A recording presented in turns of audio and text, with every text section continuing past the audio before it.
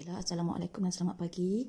Untuk buku aktiviti hari ini, kita mulakan dengan muka surat 41. Kamu dah lihat video-video berkaitan dengan bayang-bayang. Okey, bayang-bayang terbentuk apabila cahaya atau sumber cahaya itu dihalang oleh objek ataupun benda. Maka terhasillah bayang-bayang. Okey, macam biasa kita akan mulakan dengan menulis tarikh. Okey, menulis tarikh. Jadi hari ini ialah 11 hari bulan Ogos 2021. Okey, seterusnya kita tengok menyusun objek untuk membentuk bayang-bayang. Okey, alatan layar putih, lampu suluh, bola. Layar putih ni ialah skrin ni lah. Okey, skrin ni. Dia guna bola, sumber cahayanya ialah lampu suluh. Okey, layar putih ni untuk kita nampakkan bayang-bayang tu. Okey, terbentuk ke tidak terbentuk. Okey, langkahnya. Yang pertama, susun kedudukan alat dan bahan seperti dalam jadual di bawah. Okey, ada dua susunan. Susunan A, lampu suluh dulu, bola, baru skrin. B, bola dulu, lampu suluh, skrin. Daripada sini pun kamu dah tahu apa akan berlaku. Okey, pasang lampu suluh dan catatkan pemerhatian di dalam jadual berikut. Okey, kita akan pasang lampu suluh A, pasang lampu suluh B. Okey, lepas tu kita akan catatkan apa yang diperhatikan. Okey, kalau kita kat sekolah bolehlah kita buat uji kaji ni, tapi kalau kamu nak buat kat rumah boleh. Okey, skrin ni, skrin putih ni kamu boleh guna kertas putih. Kamu boleh guna dinding putih. Kalau cat rumah warna putih tu pun boleh guna sebagai skrin. Okey, yang A, susunan A. Lampu, itu sumber cahaya akan dipancarkan pada bola ni. Di skrin ni kamu rasa ada bayang-bayang ke tiada bayang-bayang? Dua saja pemerhatiannya. Okey, jadi bila kita tahu maksud pembentukan bayang-bayang apabila sumber cahaya dihalang oleh objek, maka terhasillah bayang-bayang di sini. Jadi yang ini ada bayang-bayang. Okey, boleh tulis ada bayang-bayang.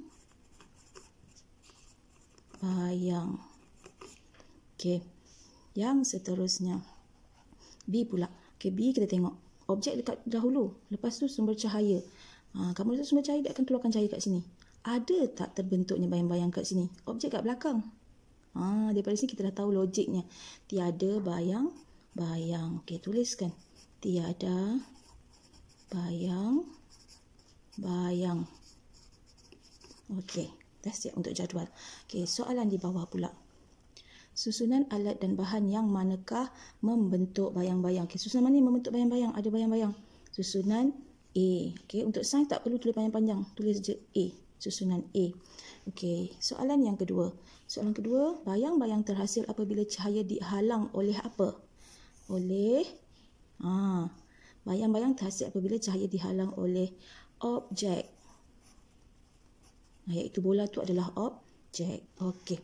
Dah selesai muka surat yang pertama, 41. Okay, seterusnya kita pergi buat pula kejelasan bayang-bayang. Ini pun tadi kamu dah tengok video untuk kejelasan bayang-bayang. Okay, jenis-jenis gelas tadi. Okay, ada yang legap, lut sinar dan lut cahaya.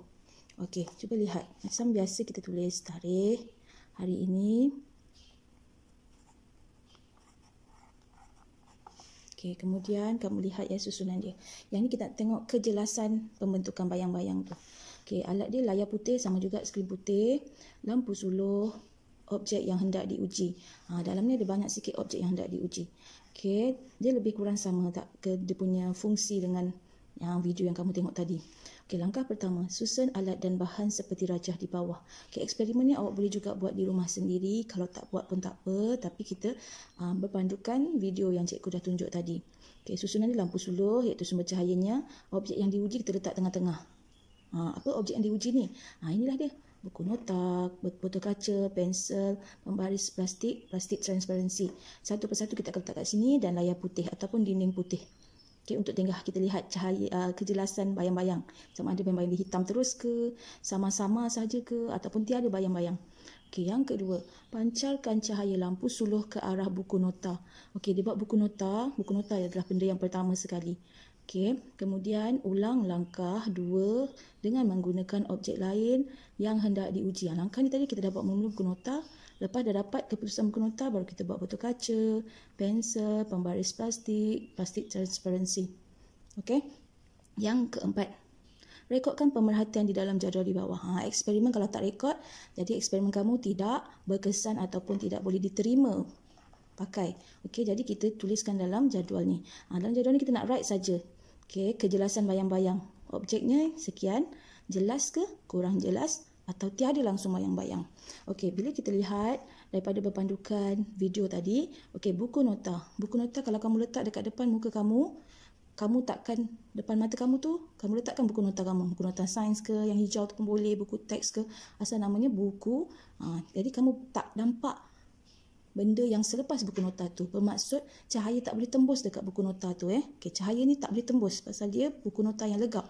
Jadi bila cahaya tak boleh tembus, terbentuknya bayang-bayang.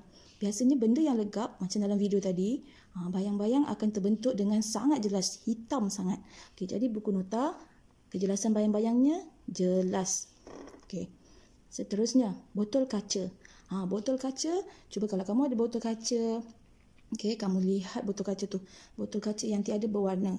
Okey, kalau tiada berwarna, kita letak depan mata kita, kita boleh nampak objek yang ke hadapan tu. Botol kaca, fungsi kaca dia tu sama macam cermin mata. Kita nampak benda yang ada di depan kita kerana cahaya boleh tembus kepada botol kaca. Jadi botol kaca kurang jelas ke tiada? Botol kaca tiada. Botol kaca yang tak ada warna tu yang jernih. Tiada bayang-bayang. Okey, pensel.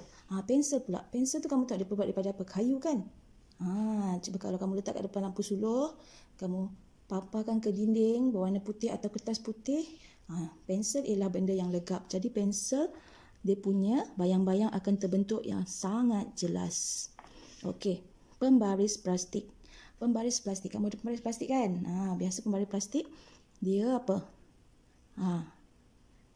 Pembaris plastik. Dia berwarna-warni. Jadi, pembaris plastik tu, bila kita letak dekat depan cahaya boleh tembus tetapi kurang. Jadi, pembentukan bayang-bayang terjadi tetapi kurang jelas. Okey, seterusnya. Plastik transparansi. Apa plastik transparansi tu, cikgu? Plastik transparansi tu, contohnya ialah plastik yang awak balut buku, awak isikan, kalau kita beli ikan laga ke ikan gapi, tauke kedai tu akan letak dalam plastik tu yang boleh kamu lihat terus nampak benda tu dengan jelas. Plastik buku. Okey, contoh plastik buku, kita balut plastik tu macam cikgu punya buku. Okey, buku cikgu ni. Buku cikgu ni cikgu balut dengan plastik. Nampak tak ada bersinar-sinar? Plastik ni cikgu dah balut bukunya, tapi cikgu boleh nampak jelas depannya. Ini ialah plastik transparansi. Okey, boleh nampak segala-galanya. Jadi, bila kita letak macam tu, kamu rasa terbentuk ke bayang-bayang yang jelas? Sah-sah kita dah tahu dia boleh tembus cahaya dengan banyaknya. Jadi, kurang jelas. Tak juga, tadi buku cikgu jelas, cikgu boleh nampak depan dia. Jadi, plastik transparansi tiada membentuk kejelasan bayang-bayang yang sangat okey. Jadi yang kedua, dah siap jadual kita. Okey, soalan yang pertama, nyatakan objek yang tiada bayang-bayang. Mana yang tiada? Ni yang tiada tadi kita dah tanda. Apa yang tiada bayang-bayang? Okey, botol kaca. Tuliskan. Okey, cikgu tunjukkan. Botol kaca, koma. Okey. Dan apa? Dan plastik transparansi. Sains dia jawapan saja tulis, tak perlu tulis panjang-panjang macam dalam bahasa Melayu. Okey, yang kedua. Objek manakah yang menghasilkan bayang-bayang yang jelas? Yang jelas. Mana yang jelas? Apa dia? Buku nota dan pensel. Okey, tuliskan buku, nota, pensel. Okey. Itu saja untuk minggu ini. Okey, minggu ini kita belajar tentang bayang-bayang dan kejelasan bayang-bayang. Okey, kita akan sambung pada minggu hadapan. Sekian, terima kasih. Assalamualaikum.